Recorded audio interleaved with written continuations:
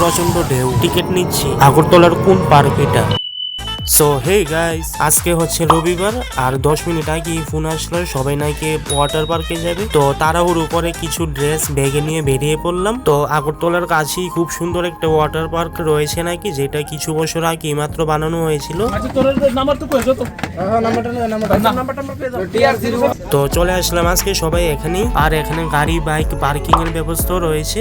তো বাইকগুলি পার্কিং করে আমরা ভিতরে ঢুকে পড়লাম। পার্কটার নাম কি এবং কোথায় অবস্থিত লোকেশনটা অবশ্যই বলবো ভিডিওর শেষে। তো গাইস, আপনাদের জানানোর জন্য বলে রাখছি যে গেটের ভিতরে শুধু ঢোকার জন্যই পার হেড 20 টাকা করে লাগে।